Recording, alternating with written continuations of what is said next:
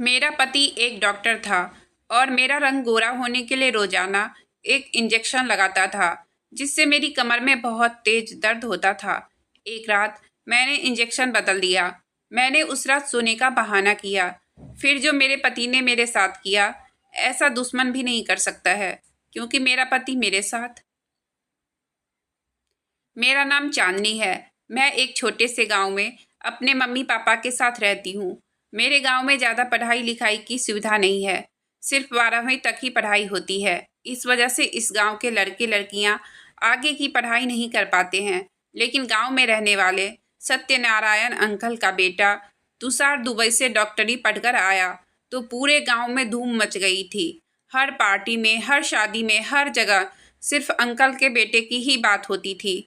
हर औरत की इच्छा थी कि तुषार उनकी बेटी को पसंद करे और हर लड़की भी यही चाहती थी कि उसकी शादी डॉक्टर तुषार से हो जाए। जब से तुषार वापस आया था, तब से गांव की लड़कियां पार्लर के ज़्यादा चक्कर काटने लगी थी। हर हफ्ते जाकर फेशियल करवाना उनकी ज़िंदगी का हिस्सा बन गया था। तुषार न सिर्फ डॉक्टरी पढ़कर आया था, बल्कि उसने यहाँ आकर बहुत बड़ा क्लिनिक भी खोल लिया था। अभी तो उसके काम की शुरुआत ही थी। वह आगे न जाने कितना पैसा कमा सकता था। हमारे गांव में सिर्फ मैं ही एक लड़की थी जो तुषार से शादी के सपने नहीं देख रही थी। इसलिए नहीं कि मुझे उसमें कोई दिलचस्पी नहीं थी, बल्कि इसलिए क्योंकि मुझे मालूम था कि वह कभी भी मेरा नहीं हो सकता है और ना ही वह मेरे बारे में सोचता होगा, क्योंकि मैं एक सांवली सी लड़की थी। मेरी आंखें बहुत ही खूबसूरत थी। मेरी हाइट भी लंबी थी, लेकिन सांवले रंग ने मेरी खूबसूरती पर जंग लगा दिया था। वह भला क्यों मेरे खानदान की गोरी चिट्टी लड़कियों को छोड़कर मुझसे शादी करेगा? जो चीज़ मुमकिन ही नहीं थी, उसके बारे में सोच सोचकर मैं खुद को हल्का नहीं करना चाहती थी। खानदान की बाकी लड़कियां मुझसे ज़्यादा पढ़ी लिखी और पैसे वाली भी थी। हम लोग मिडिल क्लास में आते थे। हम इतने गरीब तो नहीं थे, लेकिन दूसरों के मुकाबले में थोड़े कम पैसे वाले थे। एक दिन मेरी तबीयत कुछ खराब हुई। मुझे महसूस हो रहा था कि मेरा बीपी लो हो गया है। मैंने अपनी माँ से कहा कि मेरी तबीयत खराब है, मुझे डॉक्टर के पास जाना है। तो मेरी माँ मुझे तुषार के क्लिनिक में ले गई। मैंने अपनी माँ से कहा कि आप मुझे यहाँ क्यों लाई हैं? आप अच्छी तरह से जानती हैं कि इनकी फ़ी ज़्यादा है। मेरी माँ ने कहा कि मैं पैसे साथ लेकर आई हूँ। मैं चाहती हूँ कि इसी बहाने तुषार तुम्हें एक नज़र देख ले। क्या पता तुम उसको पसंद आ जाओ। अपनी माँ की बात सुनकर तो मैं हैरान हो गई थी। वह इतना दूर का सोच रही थी और मैंने कुछ ऐसा सोचा ही नहीं। मैंने माँ से कहा कि हम किसी दूसरे क्लिनिक में चलते हैं, लेकिन माँ ने जिद पकड़ ली थी कि यहीं से बीपी चेक करवाना है। जब हम लोग क्लिनिक के अंदर गए तो मेरी माँ ने तुषार से कहा कि मैं तुम्हारे पापा की दोस्त की पत्नी हूँ। यह सुनकर तुषार को याद आ गया। उन्होंने कहा, जी मैंने आपको पहचान लिया, मेरी याददाश्त काफ़ी अच्छी है। फिर मेरी माँ ने मेरा परिचय करवाया कि ये मेरी बेटी है, इसकी तबीयत कुछ ठीक नहीं है। तुषार ने एक नज़र मुझे देखा और फिर मेरा बीपी चेक करने लगा। हालांकि उसके क्लिनिक में दाखिल होने से पहले ही उसकी असिस्टेंट मेरा बीपी और वज़न चेक कर चुकी थी और पर्ची भी मुझे दे दी थी, जिसमें मेरा बीपी का रिकॉर्ड था। लेकिन मैं सोच रही थी कि तुषार फिर से मेरा बीपी क्यों चेक करने लग गया है। उसने एक नज़र मेरी आंखों में देखा और हम दोनों की नज़रें चार हुई। उसने मुझसे कहा कि आपका बीपी लो है और मुझे कुछ दवाई लिख कर दे दी और थोड़ी बहुत मेरी माँ से बातें की और हम वहाँ से वापस आ गए। लेकिन सारी रात तुषार की नज़रों ने मुझे सोने नहीं दिया। उसकी नज़रों में कुछ अजीब सा था, जिसे मैं समझ नहीं पा रही थी। लेकिन मुझे झटका तब लगा जब 2 दिन बाद तुषार का रिश्ता मेरे लिए आ गया। मुझे हैरानी हुई और खुशी भी हुई थी। उसने एक नज़र मुझे देखा और मुझे पसंद भी कर लिया और शादी तक का भी सोच लिया। मेरी माँ ने मुझसे कहा कि वह बाहर से आया है और यहाँ के लोगों की तरह हुस्न की पुजारी नहीं है और तुम तो बहुत हसीन हो, सिर्फ रंग ही तो तुम्हारा सांवला है। वह समझदार लड़का है। उसने ज़रूर तुम में कोई खास बात नोट की है। वह आम लड़कों की तरह गोरे रंग को चाटने वालों में से नहीं है। और मेरा रिश्ता तुषार से तय हो गया। पूरे खानदान में यह खबर आग की तरफ फैल गई और हर जगह बात होने लगी कि तुषार ने कैसी लड़की पसंद की है अपने लिए। इतनी खूबसूरत पढ़ी लिखी लड़कियों को छोड़कर उसने सिंपल सी लड़की को पसंद किया। यह बात पूरे गांव और रिश्तेदारों में किसी को भी अच्छी नहीं लगी थी। सबका मूड खराब था। लेकिन हमारे घर में तो जैसे खुशी की एक लहर दौड़ गई थी और मेरे घर वाले भी बहुत खुश थे और साथ साथ मैं भी बहुत खुश हो रही थी, क्योंकि तुषार ने मुझे फ़ोन करके कहा कि वह मुझसे पहली नज़र में मोहब्बत का शिकार हो गया है। उसे मेरी आंखें बहुत पसंद आई है। उसे मुझ जैसी लड़की की ही तलाश थी।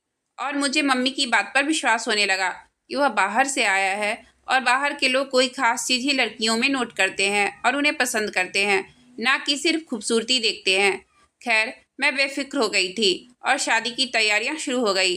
तुषार की माँ ने साफ साफ कह दिया कि उन्हें हमसे कुछ भी नहीं चाहिए। खुदा ने तुषार को सब कुछ दे रखा है, इसलिए शादी के सारे खर्चे तुषार खुद ही करेगा। यहाँ तक कि मेरी शादी के जोड़े भी तुषार की तरफ से ही भेजे गए। वह भी एक से बढ़कर एक डिजाइनर के थे। लाखों में मेरी शादी का लहंगा तैयार करवाया गया था और जेवरात के नाम पर कई तोला सोना चढ़ाया गया था। यह सब देखकर रिश्तेदारों के तन बदन में आग लग गई थी। हर कोई तुषार को अक्ल का अंधा कह रहा था, जिसने बिना कुछ सोचे समझे मुझे शादी के लिए पसंद कर लिया था। मेरी माँ ने भी रिश्तेदारों को आग लगाने में कोई कसर नहीं छोड़ी थी और शादी से एक रात पहले सारे रिश्तेदारों को इकट्ठा करके सभी कपड़े और गहने उन्हें दिखाए थे। कुछ रिश्तेदारों ने तो ढके छुपे आवाज में माँ से पूछ भी लिया था कि तुमने कौन सा जादू लड़के पर करवाया है जिसे कुछ दिखाई नहीं दे रहा है। किसी को भी मेरा और तुषार का रिश्ता हजम नहीं हो रहा था और ऐसे ही हमारी शादी का दिन आ गया। मेरे तुषार के साथ फेरे हो चुके थे और मैं तुषार के साथ दुल्हन बनी स्टेज पर बैठी हुई थी। जब तुषार की मासी की बेटी स्टेज पर आई तो उसने मुझसे ऐसी बात कही कि मेरी आंखों से आंसू टपकने लगे। वह अपने शब्दों में मेरा मजाक उड़ा रही थी और साथ ही तुषार से कह रही थी कि तुम्हारी पसंद को क्या हो गया है, तुम तो इतने क्लासी थे, अचानक से तुम्हारा टेस्ट इतना खराब कैसे हो गया। तुषार ने उसे एक दो शब्द कहे और वह लड़की स्टेज से नीचे उतर गई। लेकिन मेरा आज का दिन खराब हो चुका था। मैं सर झुकाए बैठी थी और यह सोचकर ही शर्म से जमीन की तरफ देखी जा रही थी कि तुषार से किस तरह नजरें मिला पाऊंगी। मैं जानती थी कि सबको इसी बात की हैरानी है कि तुषार ने मुझे क्यों चुना है, लेकिन यह बात सिर्फ मैं ही जानती थी कि तुषार को मुझसे पहली नज़र में ही प्यार हो गया था। विदाई का वक्त हो गया था और मैं विदा होकर तुषार के बड़े से घर में चली गई थी। मैं पहली बार उसका घर देख रही थी और यह देखकर मेरी आंखें खुल गई थी। तुषार का घर किसी शानदार महल से कम नहीं था। ऐसा लग रहा था जैसे वह करोड़ों रुपए कमाता हो। दिल में सोचने लगी कि डॉक्टर लोग तो बड़े ही पैसे वाले होते हैं, गरीबों का खून निचोड़ लेते हैं और अपना महल तैयार कर लेते हैं। लेकिन यह तो मुझे बहुत बाद में पता चला कि ये महल कैसे बना हुआ था। मुझे मेरी सास यानी कि तुषार की माँ ने कमरे में बैठा दिया। तुषार की मासी की बेटी की बातें अभी तक मेरी कानों में गूंज रही थी और मेरे अंदर एक आग सी जल रही थी। कमरे में एसी की ठंडक होने के बावजूद भी मुझे अपना सर सुलगता हुआ महसूस हो रहा था। भगवान ने मेरी किस्मत कितनी अच्छी लिखी थी कि तुषार मेरा हमसफ़र बन गया था। लेकिन मेरे चेहरे की कालिख ने इस खुशी को कम कर दिया था। थोड़ी ही देर बाद तुषार कमरे में चला आया और मेरा चेहरा देखते ही मेरे अंदर की बात समझ गया और मुझसे कहने लगा, क्या बात है चांदनी, तुम क्यों अभी तक महक की बात को लेकर बैठी हो। मैंने एक नज़र तुषार की तरफ देखा और वह कहने लगा, मोहब्बत ऐसी ही होती है, महबूब के बिना कहे उसकी हर बात समझ आ जाती है। तुषार के लहजे में मोहब्बत की चाशनी घुली हुई थी और मैं अपनी खुशनसीबी पर दिल ही दिल में खुश हो रही थी। तुम फिक्र ना करो चांदनी, मैं तुम्हारी जिंदगी की यह परेशानी भी जल्दी ही दूर कर दूंगा। कोई तुम्हारे रंग को लेकर तुम्हें कमज़ोर नहीं समझेगा। आजकल तो इतने इलाज आ गए हैं कि कुछ इंजेक्शन से ही तुम्हारा रंग निखर जाएगा। ऐसे मुझे तो तुम्हारा सांवला रंग ही अच्छा लगता है, लेकिन मैं तुम्हारी आंखों में आंसू नहीं देख सकता। इसलिए मैंने सोच लिया है कि मैं रंग गोरा करने वाले इंजेक्शन के जरिए तुम्हें दूसरे लड़कियों की तरह हसीन बना दूंगा। मैंने तुषार की तरफ देखा और कहने लगी, क्या यह मुमकिन है कि मेरा रंग भी निखर कर दूसरी लड़कियों की तरह गोरा हो जाएगा। तुषार मुस्कुराकर कहने लगा, यह दौर अलग है, अब कुछ भी नामुमकिन नहीं है। जिनके पास पैसे हैं वह सब कुछ हासिल कर सकते हैं। लोग तो सर्जरी के जरिए अपने नए नक्श तक बदलवा लेते हैं, तुम्हें तो सिर्फ रंग गोरा करना है। तुषार ने मुझसे वादा किया कि वह अगले दिन से ही मेरा इलाज शुरू कर देंगे। मैं ख्यालों में खुद को महक से कहीं ज़्यादा हसीन महसूस कर रही थी। वह तो मुझे मेरे पति की नज़रों में गिराना चाहती थी, मैं अब उससे बदला लेना चाहती थी। तुषार ने बहुत अच्छे से मुझे अपना लिया था और उसका साथ पाकर मैं बहुत खुश थी। तुषार से मिलकर ऐसा लगता ही नहीं था कि जैसे वह दुबई से पढ़कर आया है। ना उसके चेहरे पर गुरूर था और ना ही उसकी बातों में दुबई की पढ़ाई का नशा था। वह तो एक सीधा साधा आम इंसान था जो मेरी मोहब्बत में पूरी तरह मेरा हो चुका था। शादी के अगले दिन ही तुषार ने मुझे बताया कि उसकी एक डॉक्टर से बात हो गई है। मुझे रोज रात को एक गोरा होने का इंजेक्शन लगाएगा। 1 हफ्ते में ही फर्क दिखने लग जाएंगे। मैं आईने के सामने खड़ी तैयार हो रही थी। तुषार की बात सुनकर मैं एक नज़र अपनी सांवली रंगत पर डाली और यह सोचकर ही मेरे चेहरे पर मुस्कुराहट आ गई थी कि आने वाले दिनों में मैं चांद की तरह चमकने लगूंगी। तुषार धीरे से मेरे करीब आया और मुझे बाहों में भरते हुए मुझसे कहा कि मैं इस इलाज के बारे में किसी को कुछ नहीं बताऊंगी। वह नहीं चाहता है कि लोग तरह तरह की बातें बनाकर मेरा दिल दुखाए। मैंने यह बात से वादा कर लिया था कि मैं किसी को भी इलाज के बारे में कुछ नहीं बताऊंगी। और तुषार ने आज रात को मुझे पहला इंजेक्शन लगा दिया। इंजेक्शन लगते ही थोड़ी देर बाद मुझे नींद आ गई और फिर जब सुबह मेरी आंख खुली तो मेरी कमर में बहुत दर्द हो रहा था। मुझे समझ नहीं आ रहा था कि दर्द क्यों हो रहा है, लेकिन इस दर्द ने मुझे परेशान करके रख दिया था। मैंने तुषार को बताया तो वह कहने लगा कि हर चीज़ का एक साइड इफ़ेक्ट होता है और शायद इंजेक्शन से तुम्हारे कमर में दर्द हो रहा है। 1 हफ्ते की ही तो बात है, इसे बर्दाश्त कर लो। मैं यह सब कुछ तुम्हारे लिए ही तो कर रहा हूँ ताकि तुम्हें कभी छुप छुप कर आंसू बहाने की ज़रूरत ना पड़े। तुम ही सोचो, कल को जब तुम्हारे बच्चे होंगे तो तुम्हें इस चीज़ का एहसास और भी ज़्यादा होने लगेगा। तुषार की बात सुनकर मैं खामोश हो गई। वह ठीक ही तो कह रहा था। अगर दुनिया वालों की तरह हमारे बच्चे भी मेरे रंगत का मजाक उड़ाते तो मैं क्या करती। शादी के बाद औरत की एक ही कमजोरी होती है और वह होती है उसके बच्चे। तुषार ने इसी बात का फ़ायदा उठाया था। बच्चों के नाम पर मैं भी हर दर्द सहने को तैयार थी। और अगली रात भी जब तुषार ने मुझे इंजेक्शन लगाया तो थोड़ी ही देर बाद मैं गहरी नींद में सो चुकी थी और सुबह एक बार फिर से कमर दर्द से तड़प रही थी। यह दर्द मेरे बर्दाश्त से बाहर होता जा रहा था, लेकिन मैं किसी से इस बारे में बात नहीं कर सकती थी क्योंकि तुषार ये इलाज सबसे छुपकर कर रहा था। मैं सारा दिन कमर के दर्द से तड़पती रही और अपने कमरे में बंद रही।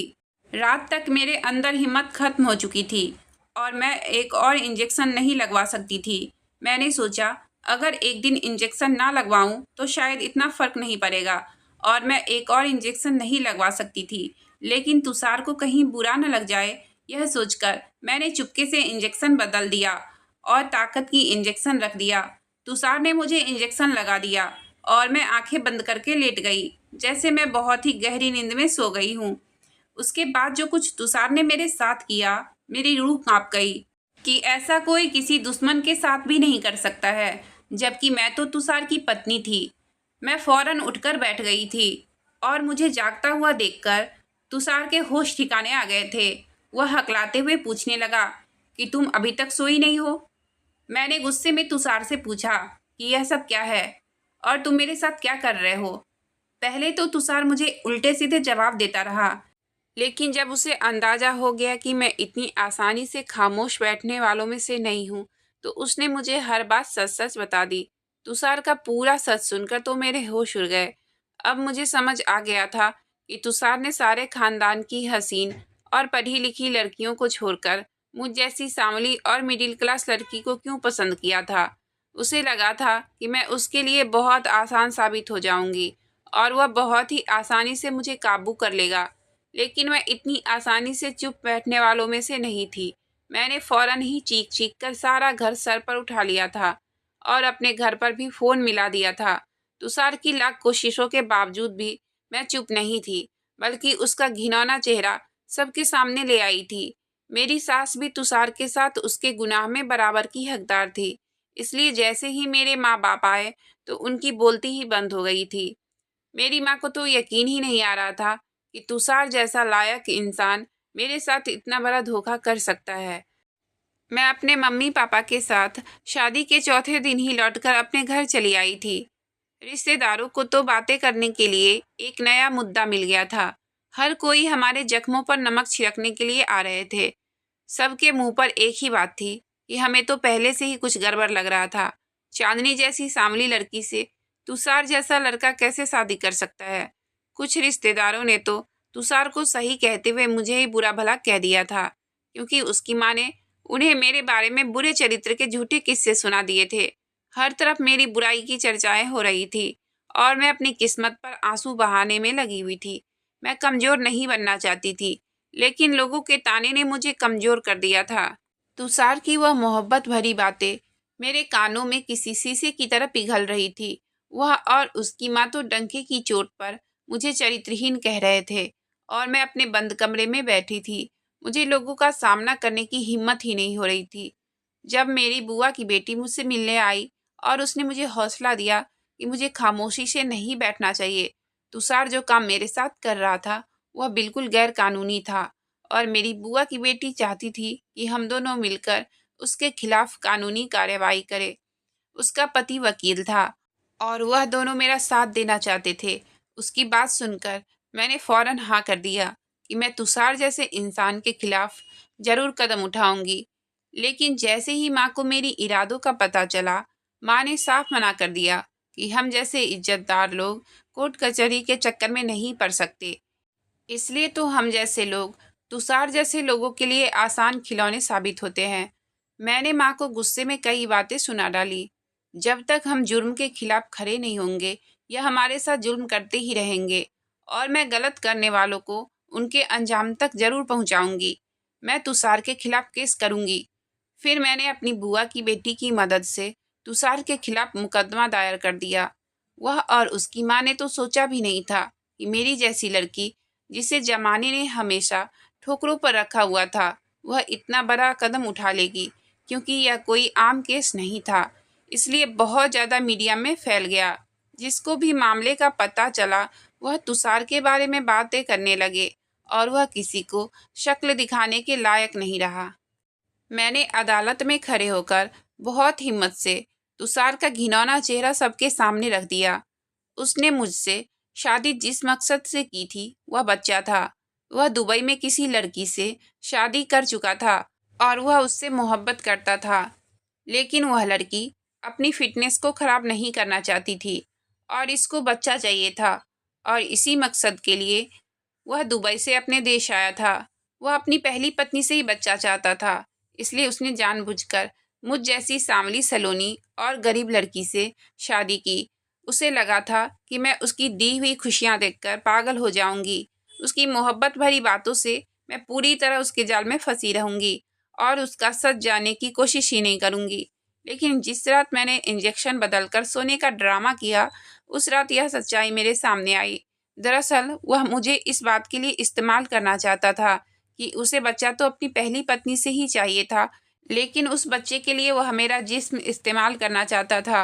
वह एक बुरे तरीके से अपना और अपनी पत्नी के बच्चे को मेरे जिस्म के अंदर तैयार करना चाहता था, ताकि बच्चा मेरे से पैदा हो और जब वह बच्चा पैदा हो जाता तो वह उसे लेकर अपनी पहली पत्नी के पास दोबारा दुबई चला जाता। इस तरह ना ही उसकी पत्नी की फिटनेस पर कोई असर पड़ता और ना ही उन्हें किसी और का बच्चा गोद लेना पड़ता। जिस दिन मैं बीपी चेक करवाने अपनी माँ के साथ तुषार के क्लिनिक गई थी, उसी दिन उसके मन में यह बात बैठ गई थी कि मैं ही वह लड़की हूँ जो उसके बच्चे को अपने जिस्म में पाल सकती हूँ। इसलिए वह बार बार मेरा बीपी चेक करता और मेरे खान पान का ख्याल रखता। वह हर रात गोरा होने वाला इंजेक्शन के नाम पर मुझे बेहोश करता और मेरा फिर चेकअप करता था। जिस रात मैंने इंजेक्शन बदला था, उस रात वो आईवीएफ के जरिए मेरे जिस्म में अपने बच्चे को इम्प्लांट करने वाला था। उसकी दुबई वाली बीवी अपने जिस्म को खराब नहीं करना चाहती थी, लेकिन वह दोनों मिलकर मेरी पूरी ज़िंदगी को ज़रूर बर्बाद करना चाहते थे। एक बार उन्हें मुझसे बच्चा मिल जाता तो तुषार मुझे तलाक देकर वापस दुबई चला जाता और फिर लौटकर वापस नहीं आता। मैं सारी ज़िंदगी यूं ही तड़पते रह जाती। मेरी बुआ की बेटी का पति जो वकील था, उसने कुछ सबूत इकट्ठे किए और तुषार और उसकी पत्नी को दोषी साबित कर दिया। वह दोनों धोखे से मुझे इस्तेमाल कर रहे थे और अगर उस रात मैं इंजेक्शन ना बदलती तो उन दोनों के बच्चे को अपना खून समझकर 9 महीने तक उन्हें पेट में पालती रहती और उसके बाद वह दोनों बच्चा लेकर गायब हो जाते। उन दोनों को सज़ा सुना दी गई थी और मैंने तुषार से तलाक ले ली थी। मैं अकेली ज़रूर थी, लेकिन मुझे यकीन था कि भगवान ने मेरी किस्मत में यकीनन कुछ अच्छा ही लिख रखा है। सारे गांव वाले तुषार की सच्चाई जान चुके थे और उन लोगों को बुरा भला कह रहे थे जिन्होंने मेरी ज़िंदगी उजाड़ने की कोशिश की थी। एक बात मैं अच्छी तरह से जान गई हूँ कि इंसान की पढ़ाई उसे शोहरत नहीं देती, बल्कि यह माँ बाप की परवरिश भी होती है जो एक बच्चे को होशियार बनाती है। अगर आंटी अपने बेटे तुषार को सही और गलत का फ़र्क बताती और मेरी ज़िंदगी से खेलने के लिए मना करती तो शायद उसे कभी इतनी हिम्मत नहीं मिलती।